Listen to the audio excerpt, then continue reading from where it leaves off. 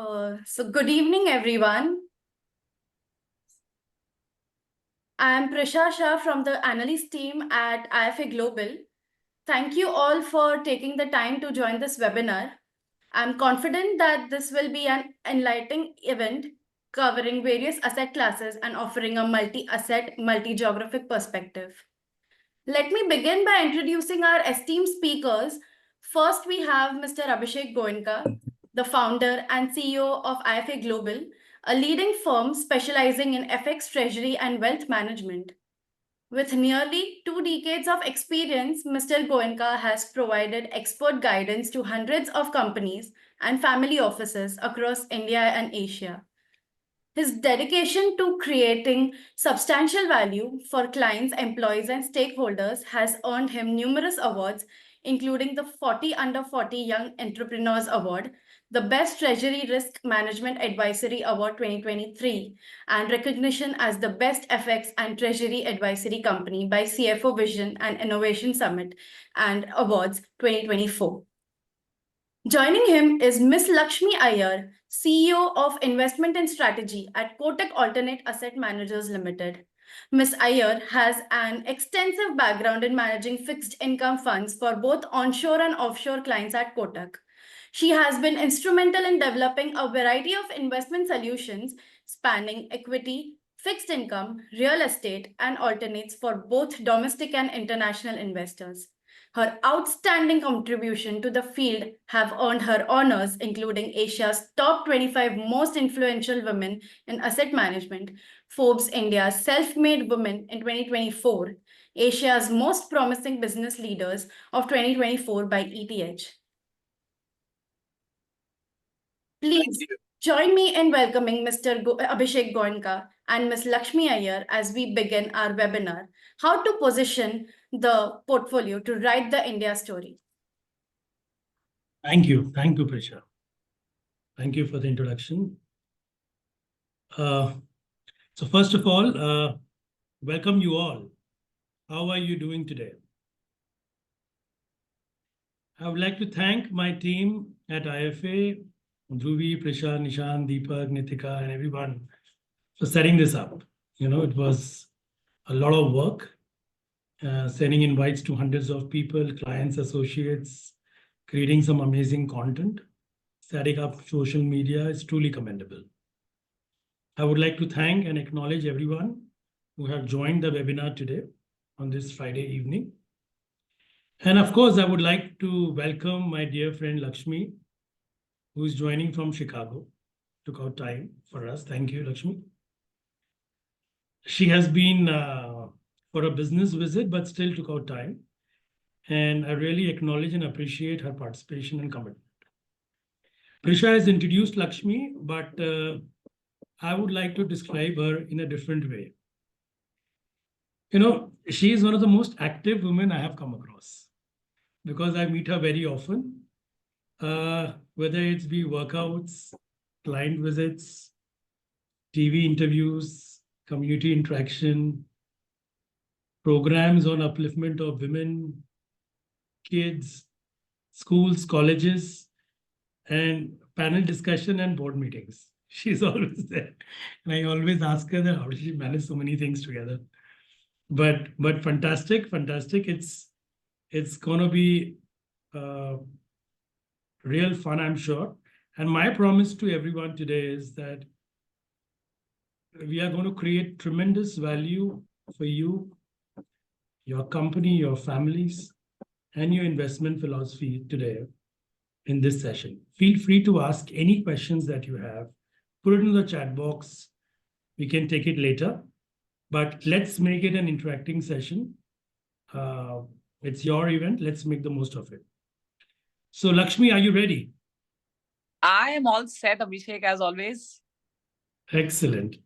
So Lakshmi, let's set the theme. Of course, the topic is writing the India story, but there's so much thing which is happening across the world. You know, at one end, the US markets are all-time high. The other end, we are getting conflicting signals where billionaires are holding cash like Buffett. CEO, JPM CEO, Diamond is selling, Tim Cook, Apple is selling, Jeff Bezos is selling. NVIDIA CEO, Jensen is selling its stocks.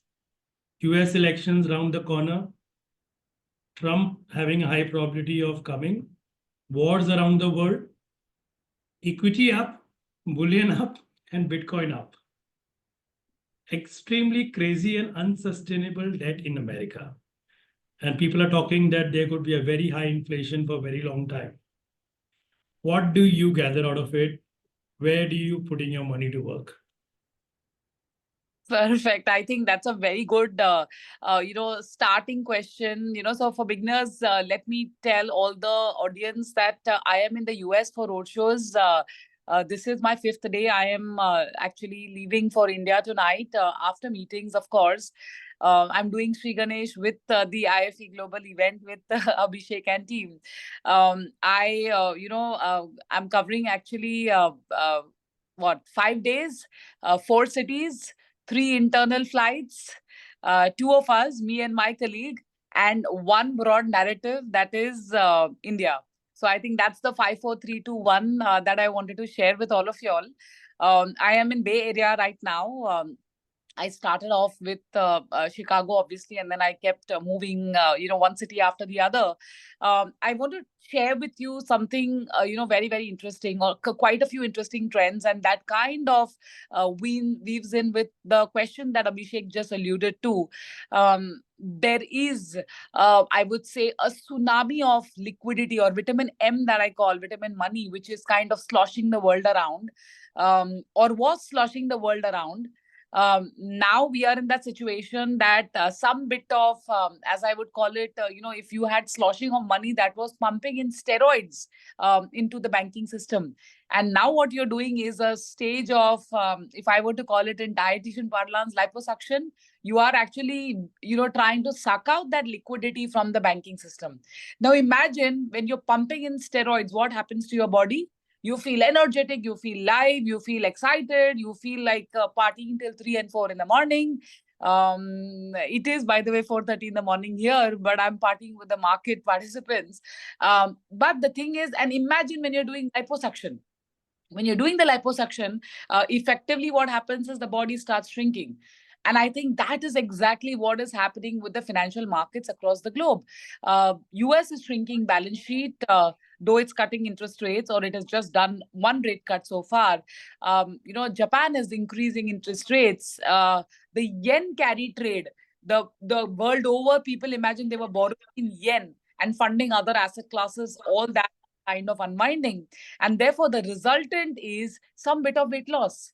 So while the world has not started shedding weight, Indian equities are already down, I would say 8% from all-time highs. I would say this is part of the Agni Pariksha which investors, both global or domestic, will have to give for the larger good. And remember when Sita gave Agni Pariksha in Ramayana, obviously it was for, Ram to kind of demonstrate that he has been Maryada Purushottam. And I think that is exactly what is happening in our markets today. Liquidity is gradually flowing out. Look at FPIs, foreign portfolio investors. They have pumped out over $12 billion from Indian markets. And, so some bit of those excesses which, were created around us is giving way. And to your last point, Abhishek, therefore, our view therefore remains that, if you have one place to look at from a longevity perspective, that continues to be equities from a longer term wealth creation perspective. And of course, it doesn't mean because I'm sitting in the US, I'm going to say it's going to be US equities. Looking at the growth narrative, looking at the prospects, and of course, what kind of growth value. I still believe that, India seems to be that small oasis in the desert. If this is the kind of sandstorm that we are witnessing, we are actually seeing that sweet spot being India even right now. Yeah, next slide, please.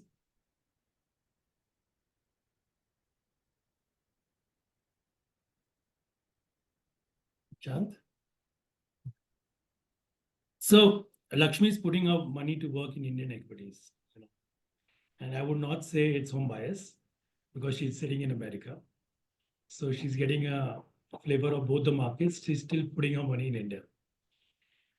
So of course, equities is interesting, and for the last 3-4 years, it has been very interesting.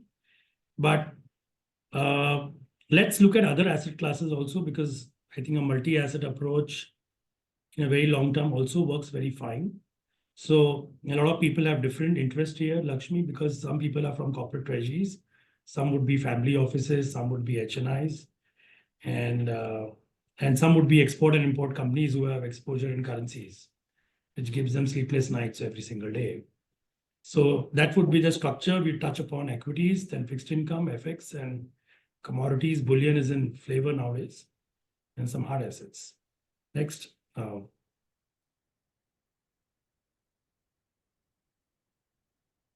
So Lakshmi, this is the graph of the performance of various equity markets in the world. And my question to you is that, let's say we end up having a neutral rate of 4.5% in days to come, because the broad view is the interest rates in India is going to come down. Like US, the P ratios have been pretty high for an elongated period of time because of the printing. In India, do you think if the neutral rates come down, 23, 24, 25 P is going to be the new normal? Or are we going to be back to the historical average of 18.5, 19? What do you think, Lakshmi? So, Abhishek, on your first question on rates, whether neutral rates, if we are going to touch the RBI's target inflation, or CPI, as I call it, of 4%, then it looks like interest rates are headed lower. There is no two ways about it. But, let me bring in my Bollywood hat here. If you actually look at what US has done, US, in some sense, is behaving like Bhul Bhulaiya. I'm sure the audience would have also seen the movie. US has actually done a supersized rate cut, and the yields have actually gone up by 60-70 basis points. So, it is complete. When you thought it is Anjulika, you are actually talking to Manjulika. That is exactly what is happening. And just this Diwali, you're going to see a Bhul Bhulaiya Part 3 getting released. So I think that is where the globe is right now.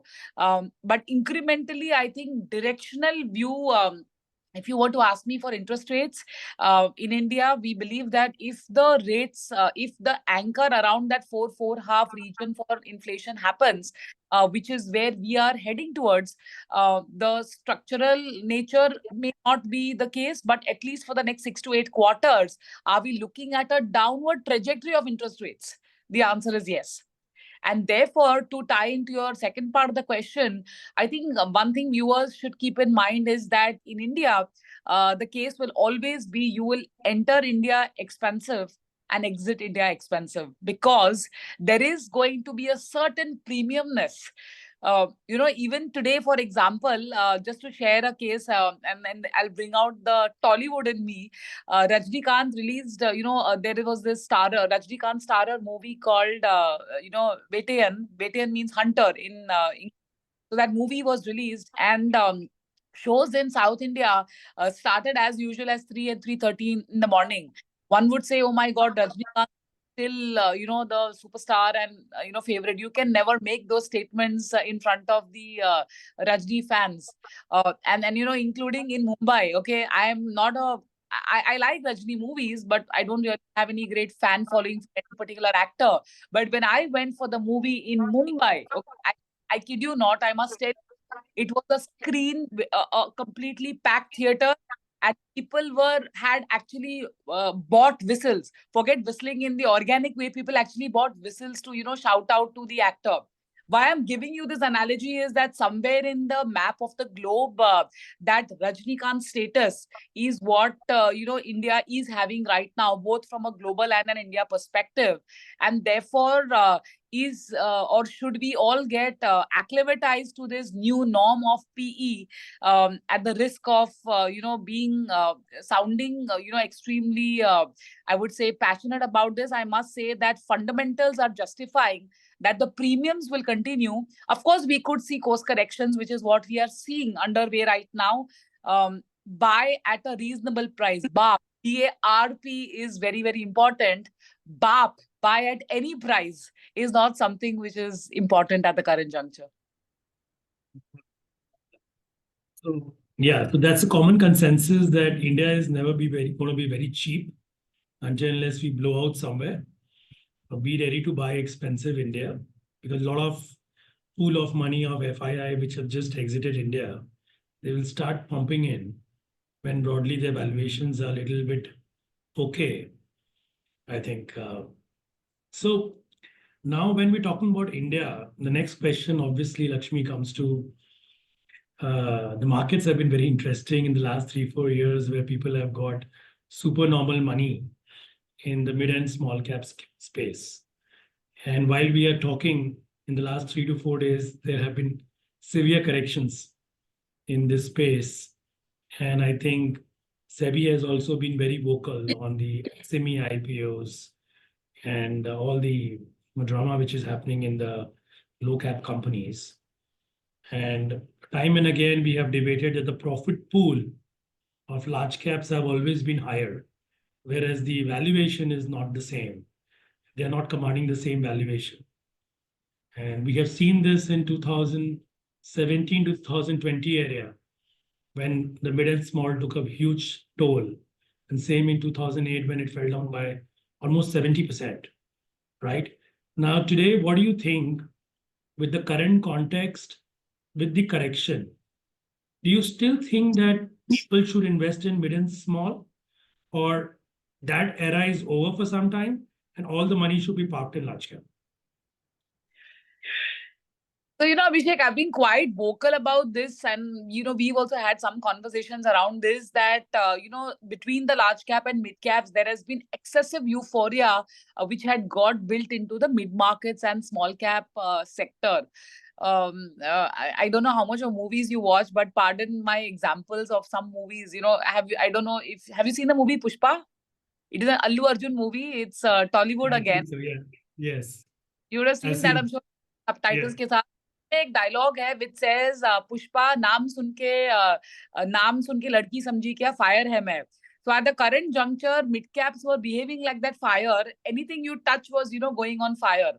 Now क्या हो रहा है ना, because some of the fire is getting doused, because fire extinguishers have been set everywhere, while the markets, or Nifty जैसे हम बोलते हैं, has corrected by 8% from all-time highs. Stocks have corrected 30, 40, 50, even 60%, from all-time highs. And quite a few of these are also in the mid-market segment. So here is the answer to your question, that look at selective mid-caps which have corrected, which are offering significant value. But if you look at the broader index, if you look at a large cap index versus the mid cap index, the valuation still remains expensive. और वो जो gap है, the gap between the large cap and mid cap is still shrunk. So we would not rule out some more correction, both a combination of price point and time correction. So at this juncture, long story short, if I'm 100 rupees putting into a portfolio to work right now, I would still probably look at $80 going into large cap and probably $20 going into mid cap.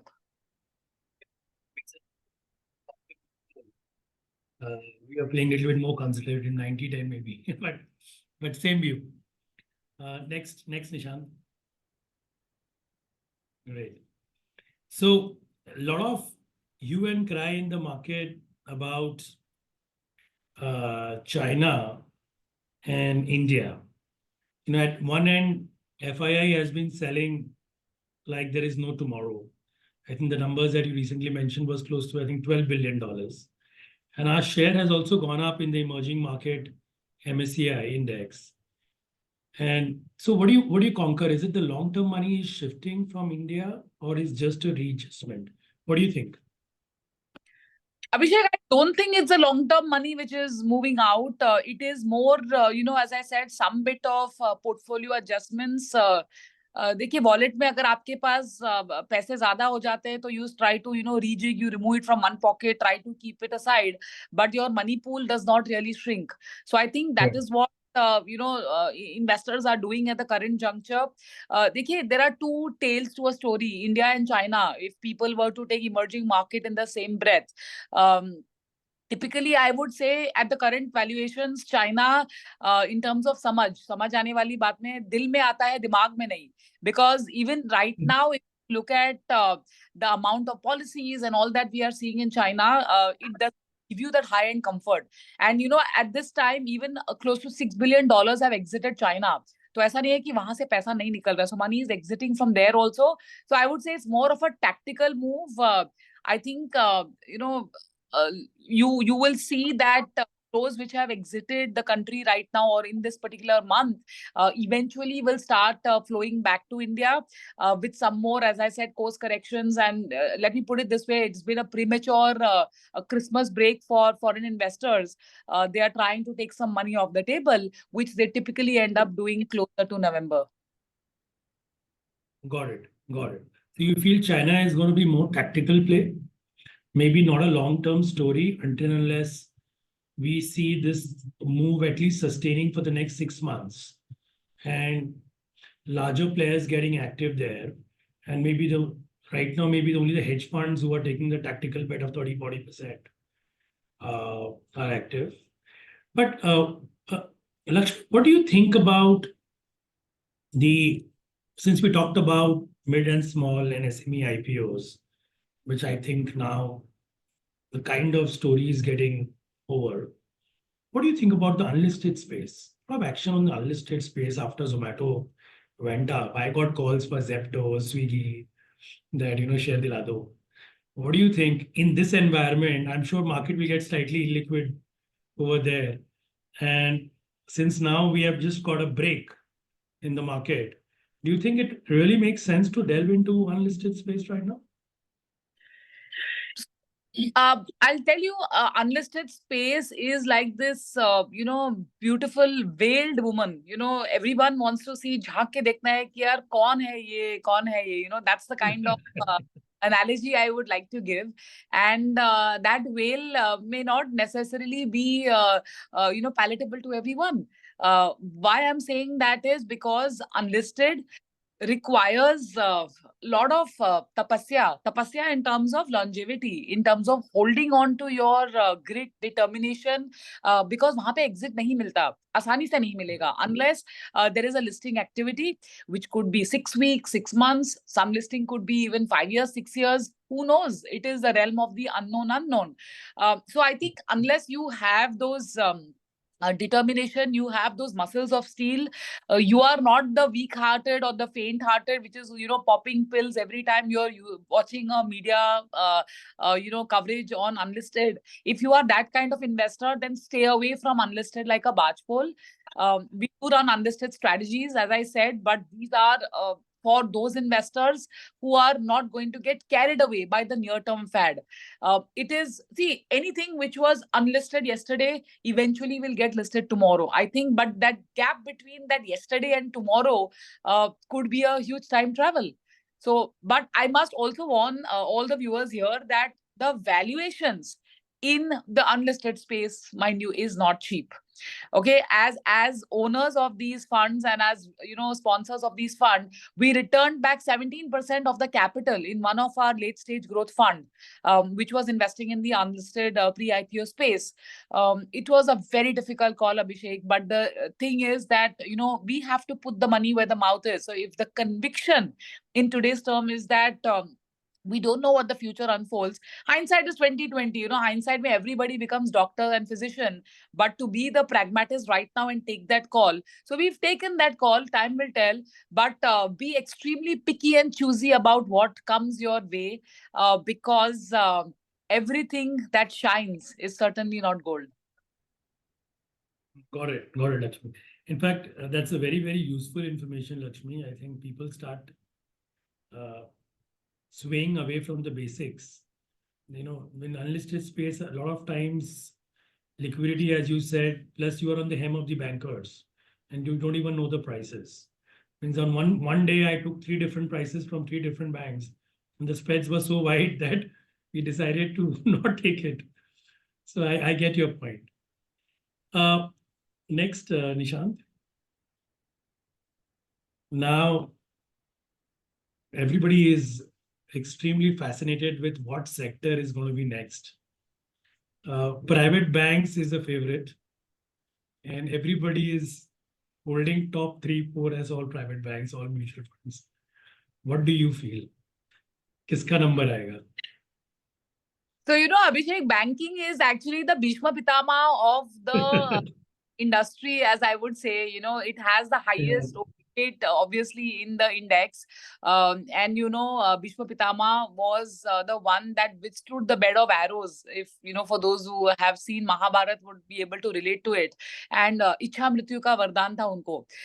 So, in some sense, I gave you the analogy to tell you that banking is going to be a mixed bag. No two ways about it. There will be select plays which look attractive even in the current juncture.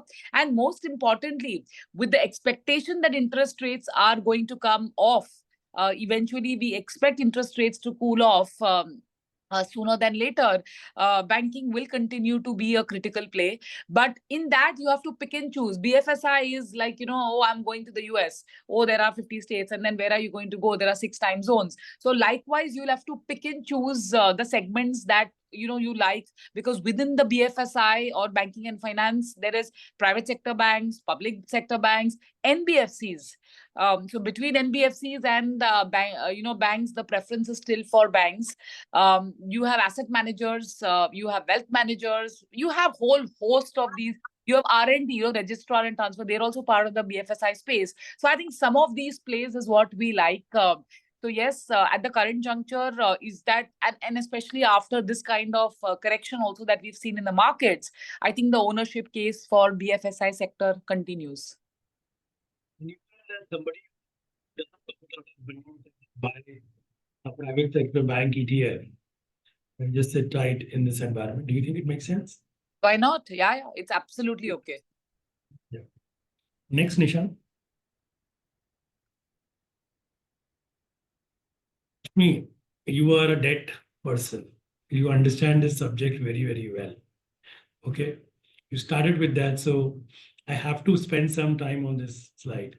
Now, Lakshmi, a lot of people are from family offices and corporate treasuries sitting in a lot of fixed deposits, and when you go out meeting them, fixed deposits is something which always gives them a lot of comfort. But time and again, we have seen the taxation structure changing in India. New asset classes like private credit, performing credit, venture debt coming into India. A lot of family offices are putting in money there. What do you think if someone who's having an, say, 500 crores debt portfolio and he has loved FD throughout, if you have to advise him that, and I'm talking about a guy who's a moderate risk taker and who has a mandate from the board that they can delve into other things apart from fixed deposits, how would you do an asset allocation for him, looking at the current interest rate scenario and looking at the opportunities and the tax structure and the fee structure in the environment? Sure, this is one of my very, very favorite questions. I didn't know you were going to ask this question, but let me attempt to do some justice. Firstly, if you are, a treasury manager, a family office, and if you are putting your money in fixed deposits, trust me, you're doing a charity to the bank. Please stop doing that charity, is what my humble request to all of you here is. Because if you're doing that, you will get peace of mind. But obviously the piece of wealth growth, or even if it's stability, it's not that you want to grow that wealth. That will happen only if you expose yourself to some market risk. Now, is it andhadhun market risk? To your point, you said if it's a moderate profile, I would say if you are going to love fixed deposits, I'm not asking you to lust the fixed income opportunities, but you should go into deep love with some of the fixed income opportunities. And you could have a moderate duration. Why can't you run a duration of maybe say 2 to 3 years. It is a very sweet spot in terms of running duration, and this could be a combination of government bonds. It's got its sovereign risk, so even Brahma cannot come and from Brahmlok and take away your returns. So it is your principal is assured, and your yields are also locked in, and interest rates where they are on a tax adjusted basis also, these make a lot of sense. Also, again, on the credit side, the banking NPA, non-performing cycle is at a decadal low, which means that banks have repaired their balance sheet and things are looking much better than what it was maybe 4 5 years back. So that allows you to add a little bit of credit risk. I mean, if you put one small mirchi into your tadka for the dal, it's not going to make your palate very, very spicy to give you stomach ulcers. So that's not the way we are taking. We are saying that add a little bit of duration onto your portfolio. This is okay for moderate risk investors, but weaning out of fixed deposits, which just assures you a fixed rate of interest in this interest rate environment, I think weaning is the best solution. So do it sparingly depending on what risk appetite each corporate treasury has, but weaning is a must.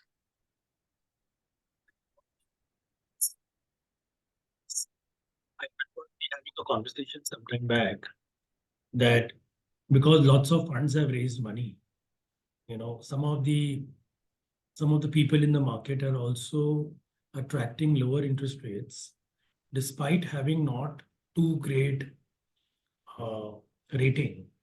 Too much of money is chasing too few people. Do you still think that a post-tax 9% on a private debt, a performing credit product, will be achievable in the current market environment, in the credit cycle? Yeah, totally achievable, Abhishek. In fact, I can say this with, I would say 9 on 10 conviction. 10 on 10 will make me overconfident, but 9 on 10 talks about the conviction that in the mid-market space, or maybe in little bit of the large cap space also, companies which have EBITDA anywhere between lower end of 100 200 crores to upper end of 500 crores, there is clearly a potential to identify some of these opportunities in favor of investors, and to be able to generate that 9ish kind of post tax is not impossible even in the market. You don't have to go down the credit curve. You don't need to dilute your credit contours. So you create your Lakshman Rekha. You say that this Lakshman Rekha, I will not do par in terms of my credit profile. And within that, are there opportunities? Answer is yes. If you say I do not want an iota of chili in my food, then the port of call will be to stick to plain vanilla kind of names, which means that 9%, even the gross level, is ambitious. But I'm talking about, since you mentioned moderate risk, I think moderate risk also, these kind of yields are not impossible. Thoda ढूंढना पड़ेगा, because the market is getting extremely, I would say, the demand factor is just growing. And we have been talking to, we have so many LPs in our fund. We've just closed a performing credit fund which raised over $200 million. We do have corporate investors in that as well, but they've all kind of upgraded their risk profile a tad. But certainly these are still not, I would put it in the very aggressive risk taking. It's still in the moderate kind of region. So two takeaways. Three takeaways. So one is, of course, fixed deposit is not the best option. And as Lakshmi says, that if you're putting in fixed deposits because of past experiences, I think bank is using that money to lend, and they're earning the spreads out of that, which you are entitled to. Number two, because of the lower interest rates environment, taking duration is a no-brainer. And I think, Lakshmi, the last year numbers of a 10-year constant maturity or a Nippon Nivesh kind of a product have actually given 10-15% return last year. So that itself says that if you got the duration right, you made a lot of money there. So I think that is sovereign in nature. And third is performing credit with a 9% post-tax, post-fees is also a very good venue. 5-10% portfolio one can look at driving in, which can improve the yield. So 1.5%, 2% can comfortably be achieved above your overall fixed deposit rate with a similar taxation, right? Correct. Great, Lakshmi. So I think that's a very important takeaway over here. Next, Nishant. Okay, currency. So we discussed on equity, we discussed on interest rates, we discussed on some debt products. Now, currency, everybody is scratching their head that where is Indian rupee going or not going? Walls are historically low. Our fixed foreign exchange reserves are going up. There are people in the market, one of the famous fund managers and veterans talking to RBI every single team and knocking the door that why are you investing in foreign exchange reserves when dollar is printing so much of, I mean, US is printing so much of debt and still our money is finding our place there. So will the regime change or we have to accept a 2.5% or below realized volatility in dollar rupee? And if yes, what should be the strategy for export companies, import companies, and AIFs? So I want to, probably tell you that, I'm in the US right now. 2 weeks back, I was in Hong Kong. And the week before that, I was in the Middle East. And all these are meeting, the large, sovereign wealth funds, the large institutions, basically give them a high level for India in terms of why we believe India is the way forward. And in that, question paper jo hota hai, usme compulsory question hota hai.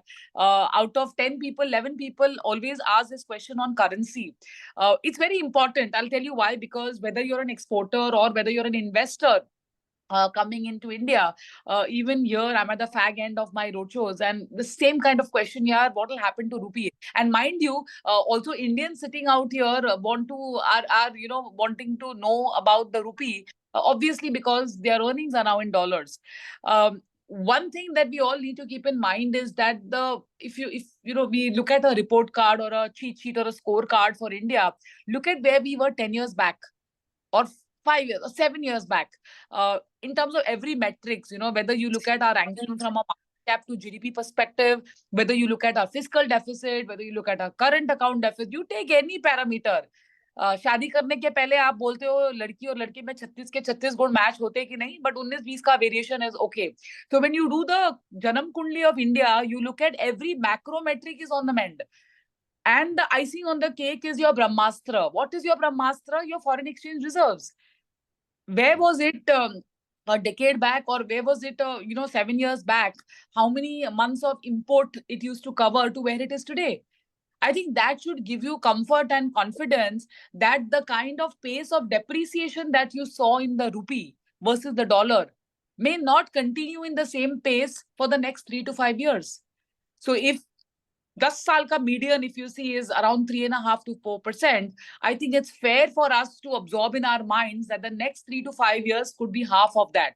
So our view is that ballpark in the region of 2% odd, give or take a few basis points, is where we believe that the depreciation could be for the INR. Now, देखिए, when I'm sitting in the land, the largest, economy in the world, I can't not take the example of Niagara Falls. नहीं तो US बुरा मान जाएगा. But we have to keep in mind that the dollar will still have the status of Niagara Falls. अब उसके सामने any other emerging currency you take will be pails or buckets of water. But the pail or the bucket size is what is very, very critical. And I think within the emerging markets, the formidable size of the pail or bucket is clearly India and the INR. So while I'm not rooting for appreciation, there could be, but looking at the metrics, to get us to a current account surplus in the near future is not impossible. But as I said, to expect a muted tonality of depreciation on the rupee, I think is going to be the order of the day. Got it. So the subject being very close to me, I would like to add a couple of points, Lakshmi, if you allow me. All yours, yours. Okay, so at IFA, even we have, whenever we have done back testing and we have compared premiums versus depreciation, because that's what Indian exporters look at, we have seen an alpha of around 1% on the book. So if you run a rolling book of dollar selling, we have seen a exporter gaining around 1% on an annualized basis, whatever period you take in.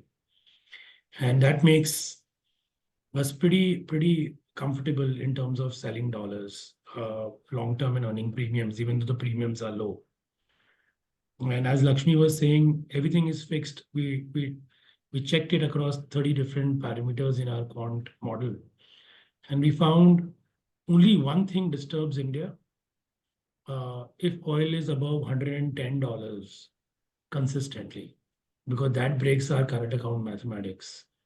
As Lakshmi was saying, that sooner or later, if we get current account surplus, which we are on our way, and the way the policies of the government and RBI are, then possibly we would love to see a rupee appreciation, though it never happens and never stays like that. But rupee appreciation is something that possibly in our lifetime we should see in the next few years. But till the time we don't, not in a surplus, I think we have to live with the broad depreciation agenda that the government and RBI have, and that's what we have seen in the last 20 years. With that, Nishan, next slide.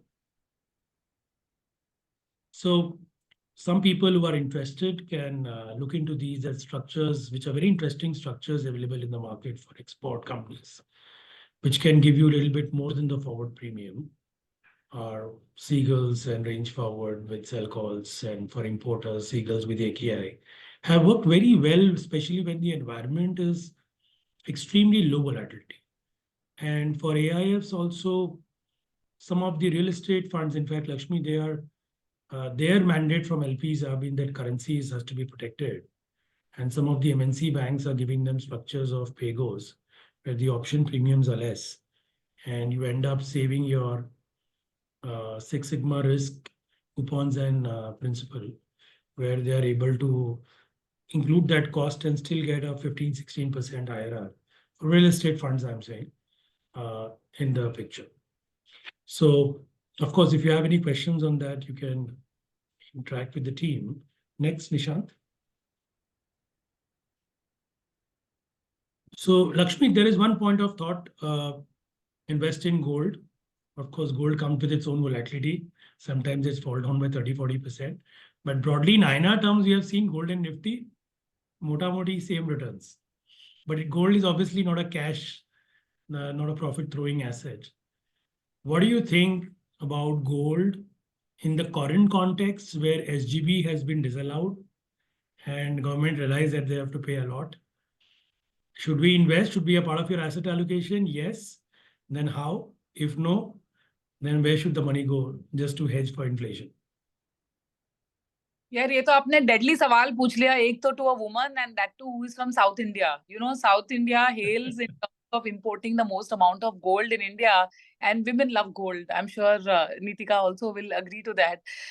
You know, I'll tell you, but if I give you a pragmatist or a practitioner's view on gold, and I've held this for a view for a very long time, that we remain very constructive on gold prices even at the current juncture. Can you therefore, you know, it's like, you know, if you like gulab jamuns, will you end up eating gulab jamuns for breakfast, lunch and dinner? Well, the answer is no. So in terms of allocation, have it as a tail end. You know, a dessert looks good as a sweetener to your portfolio. So gold could well be that sweetener to your portfolio.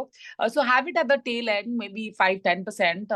Globally, there is no number which is, you know, a rule of the thumb kind of a thing. But I think up to 10% in your portfolio is pretty good.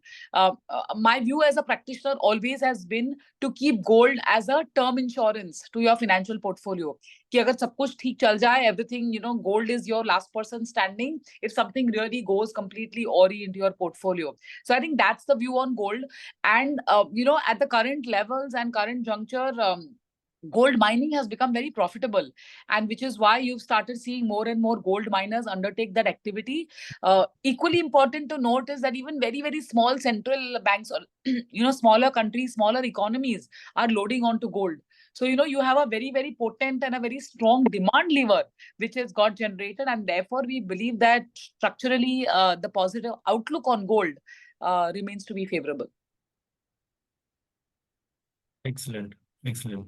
And of course, we are seeing the central banks also increasing their reserves. After it hit the all-time low in 2007, 2016 era, suddenly in the new age of increasing debt in America, I think people are finding gold as also one of the places to park and increase their issues. Next, Nishant.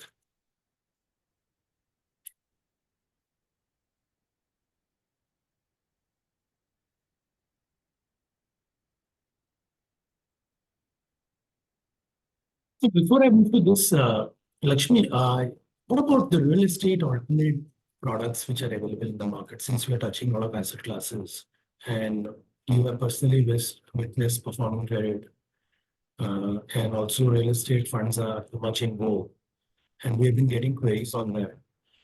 Now, we understand that it comes with its own risks, but what are the things that one needs to keep in mind while investing in a real estate product, real estate AIF, and where are we in the cycle? So, Abhishek, on real estate, my view is that, if somebody loves meat and, he or she by nature or whatever, by structure can have meat, why do you want to offer mock meat? So that is the analogy I would give for real estate. It is definitely not for the faint-hearted, because there are quite a few risks involved when you're doing real estate investments. It's high beta, whether it's debt or equity. But, scanning through the surface, because we obviously interact with a lot of real estate developers as part of our investee company portfolio, I can tell you that there are very good opportunities available in this segment across high yield investments in the fixed income space. Of course, equity space we've already covered. There is relative value attraction or attractiveness available in that segment.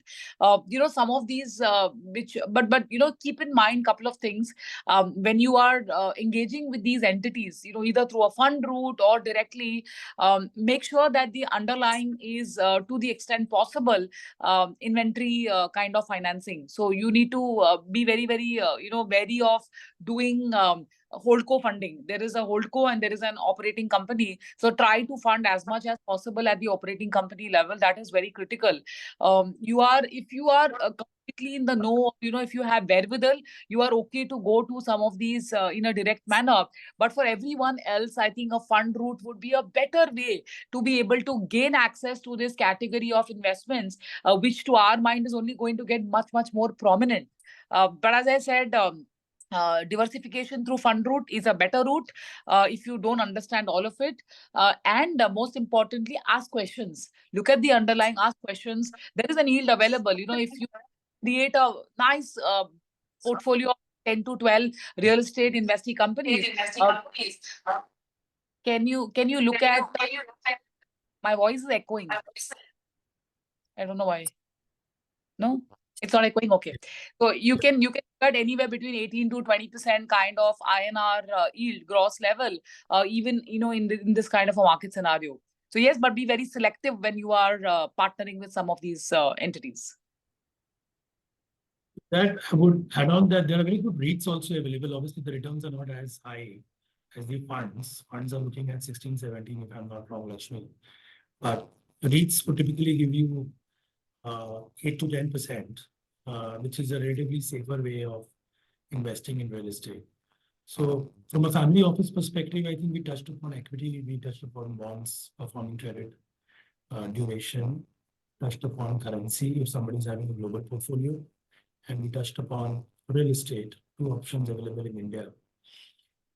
Next, Nishant. Great. So Lakshmi, I started something with my prop money last year. So we took a call that obviously I was not very comfortable with the valuations. So we took a call that let's make a model portfolio. So we put in 1 crore and then we started allocating it. And we invested in long duration bonds. So 65% at one point of time was all long duration bonds. We took gold, silver. We took small Nifty, around 5-7%. We took 15% China. And that was a bold bet. 9 months back. Okay. Everything worked out extremely well. So it's a 16% IRR. Up to here, debt allocation has become 50% because we deployed just today some money to Nifty. But if you have to make this or do an addition, what would you do?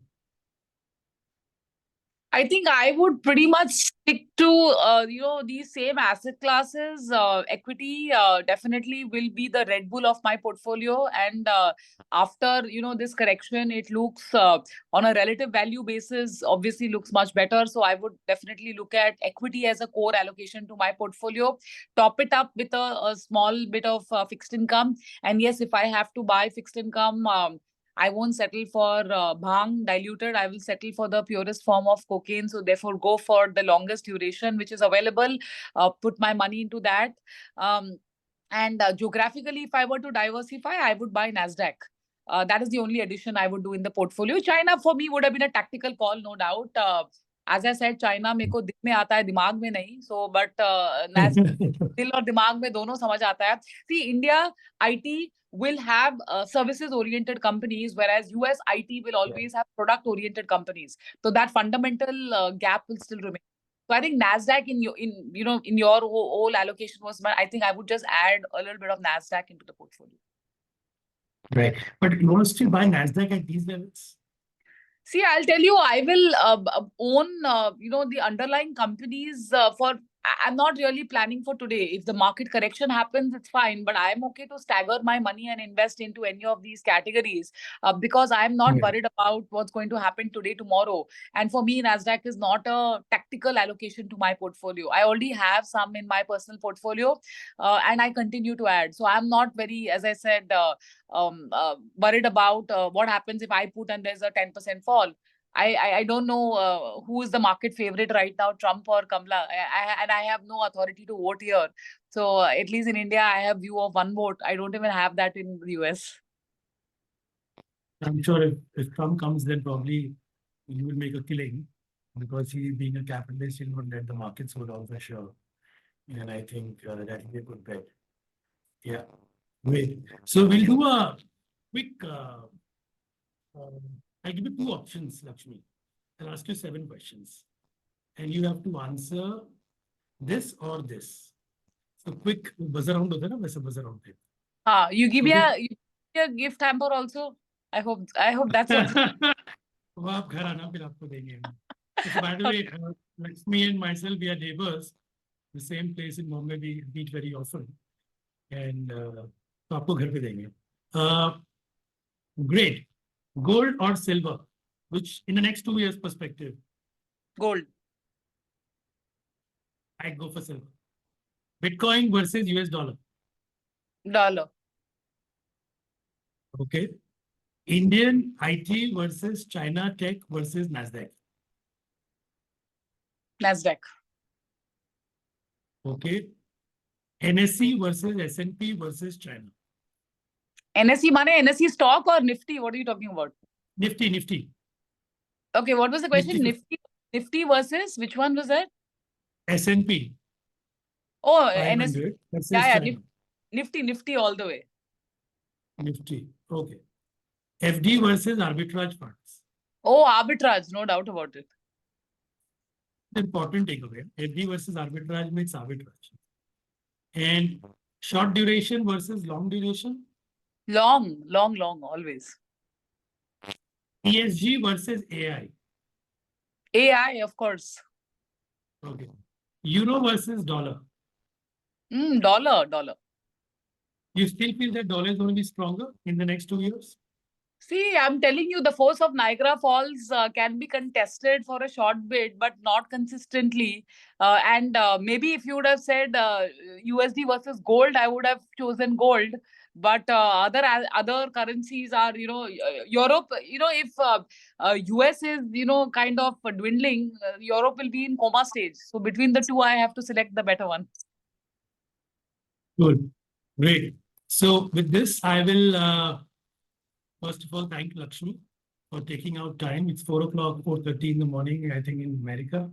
I know it takes a lot, Lakshmi, when you are in travels across cities. We will take 10 minutes of Lakshmi for some question answers in case you guys have some. And then we tell her goodbye. So guys, you put your question answer in the chat box, or Nishant, Prisha, you guys can open the question answer and we can have some questions. Have we opened the question answers? Or else you can put it in the chat box.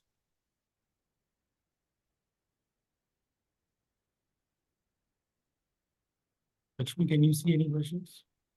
None right now.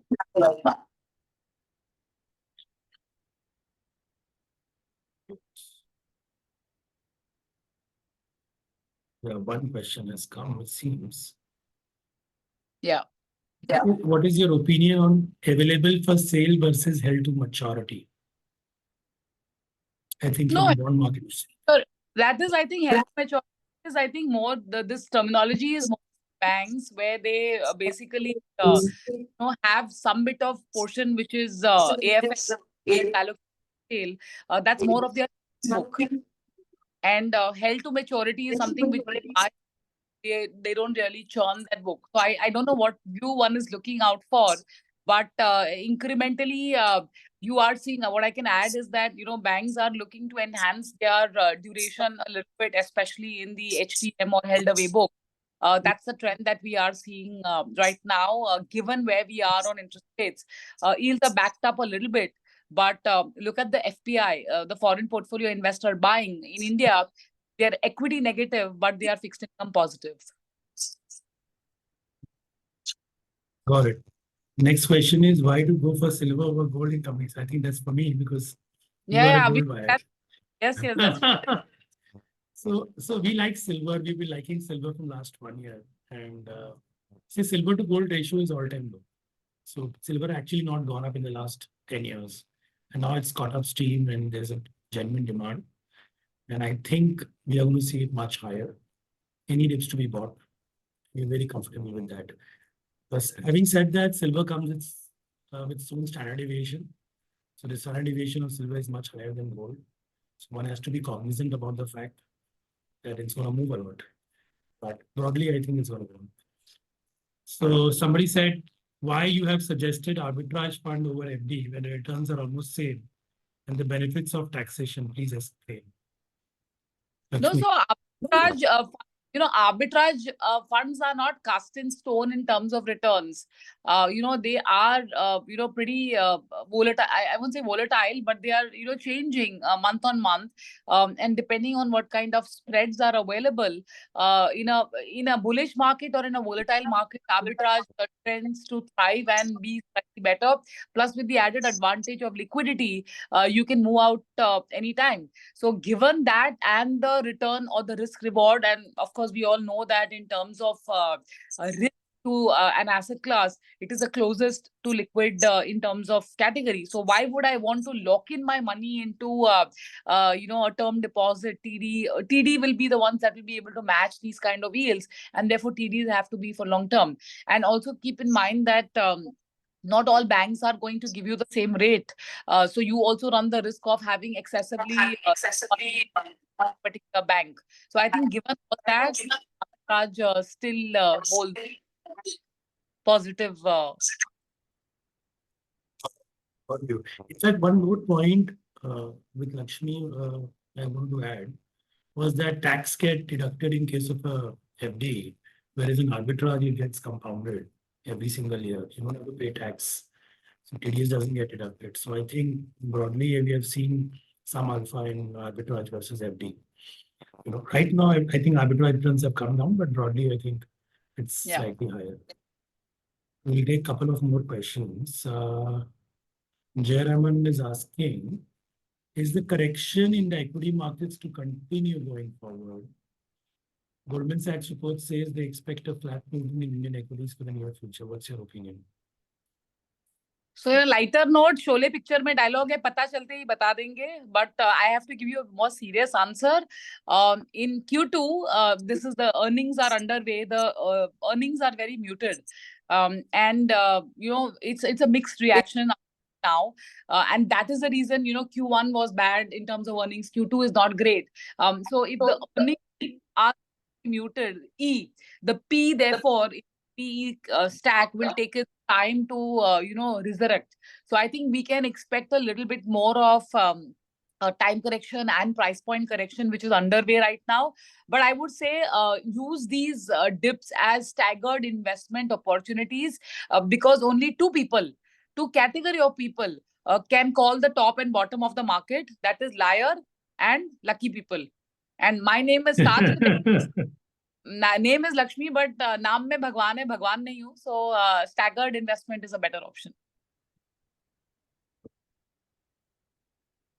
Last question we'll take. One is systemic risk in US banks and where they have unrealized losses. I think they're talking about balance sheet mismatches maybe in US. The case for quite some time, but the good news is that there is the Fed, which is obviously there and available if a case like that happens. Honestly, if you ask me, I am more worried about the systemic risk in China than in the US, because the US markets, at least there is more of data, there is more of transparency to be able to dissect. Nothing of that is right now available in China. And it's not just the real estate over there, it's also the kind of mounting NPAs in the Chinese banks, which are largely public owned. I think that is a bigger risk to my mind than any risk of huge systemic event happening in the US. Got it. I have to take this last question, which is very nice, actually. It says, now today, Lakshmi, you would have read in the news that a couple of very large hedge fund managers have shorted the US Treasury. All Tudor Jones and a couple of more. And there was a very nice tweet by Mr. Kotak also. The 10-year is going up, whereas interest rates are coming down. And market is wanting something, the Fed is wanting something. Now with that, somebody has put a question that the rate, there's an increase in the US debt and high inflation is going to be there. So does shorting the US treasuries make sense? Abhishek, not at the current. Maybe this question, if it was asked at 3.5 or 3.6, the answer could have been maybe not. But right now, I would not want to, because now it's out in the news, right? You have to assimilate something and do, when things are contrary to what the street is doing. Today, the yields are back, as I said, by over 70 basis points. And ultimately it is the force of a fall or a Niagara fall kind of a thing which you can't resist. So I would say, as investors, we can decide on asset allocations and take our course accordingly. Unless, of course, you are a chartist, then and you seeing incrementally more downside, then of course that's not my domain. That's more of your domain, Abhishek. But I would say, as a fundamental investor, I would say that fundamental opportunities, if the US trajectory of what we are seeing, of course, after 4th November, it could be a different outcome. But if the trajectory is that we are going to see structural decline in rates with a lag, of course, then at 425, 430, I would not see any material sense in shorting, unless, of course, technical needs are different. So with this, we are at the end of the beautiful session. And I, once again, thank you all for taking out time. All the people who helped this thing happen. And a special thanks to Lakshmi for taking out time in a busy schedule among our business meetings and giving us all time and wisdom in the overall multi-asset scene. Thank you. Thank you so much, Lakshmi. Thank today. you. And have a great weekend, all of you. Take care. Bye. See you. See you in India.